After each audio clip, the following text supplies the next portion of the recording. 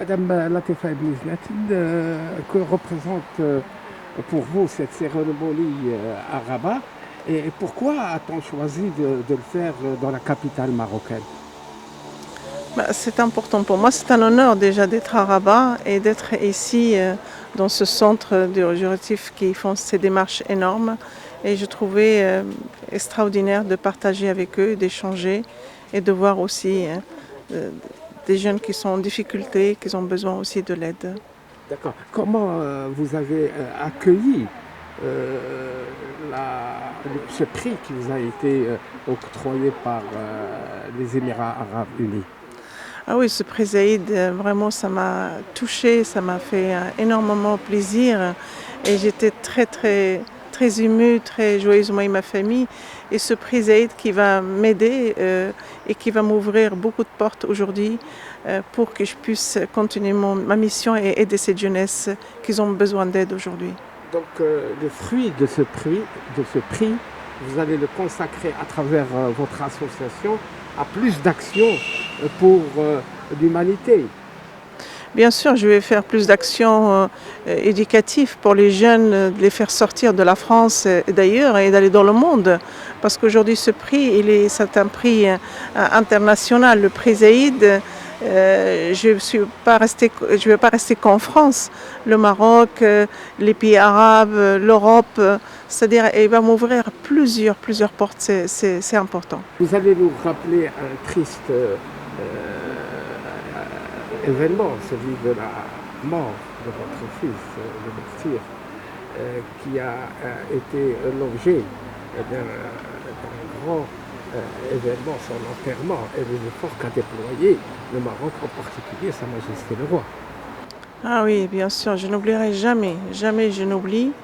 Je prie tous les matins pour Sa Majesté. Je n'oublierai jamais le bonheur, si vous voulez pas le bonheur, mais le chaleur dans le cœur qui m'a transmis et de rester aussi debout grâce à lui.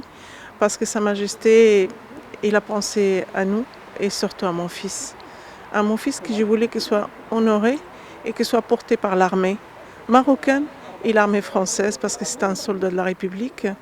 Et quelque chose qui restait historique dans ma vie, dans ma famille, et je n'oublierai jamais. Et c'est pour ça que quand je suis à Rabat, c'est le capital, le cœur du Maroc. C'est magnifique et je ne sais pas comment je peux remercier Sa Majesté. Je le remercie de fond du cœur. La main qui m'a tendue, l'écoute qui m'a écoutée, l'aide qui m'a apportée et surtout de rester debout aujourd'hui.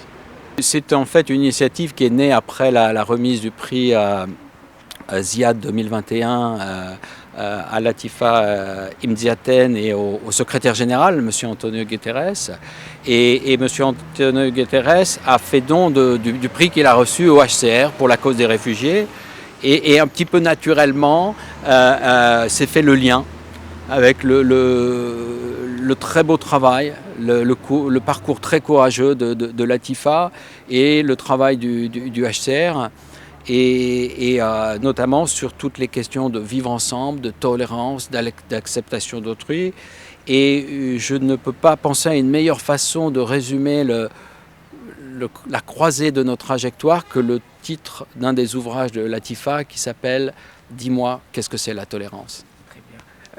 Pour votre mission au Maroc, vous pouvez nous rappeler quelles sont les actions chiffrées sur la présence de l'ONU réfugiés ou les réfugiés de l'ONU? Bien sûr, il y a au Maroc 13 000 demandeurs d'asile et réfugiés enregistrés par le HCR, qui comprennent 8 000 réfugiés, dont 55% sont des Syriens, mais également d'autres populations venant du Moyen-Orient, palestiniens, irakiens, mais aussi yéménites, et évidemment des demandeurs d'asile et réfugiés en provenance de l'Afrique subsaharienne. Ces 8 000 réfugiés sont répartis sur 81 localités au Maroc. Le HCR, en soutien au gouvernement du Maroc et pour les autorités marocaines, effectue l'enregistrement et la détermination de statut. et également accompagne la politique nationale d'immigration et asile très progressiste du Maroc, progressiste parce qu'elle permet l'accès à l'éducation, la santé et l'emploi, et accompagne l'accès de ces populations réfugiées à ces différents services et à l'emploi, mais aussi travaille sur le vivre ensemble avec tout un ensemble d'acteurs très dynamiques de la société civile marocaine. Combien de demandeurs vous avez actuellement en attente de délivrance de documents? Nous avons un total de 13 000 demandeurs d'asile et réfugiés, donc y compris 8 000 réfugiés et plus de 5 000 demandeurs d'asile.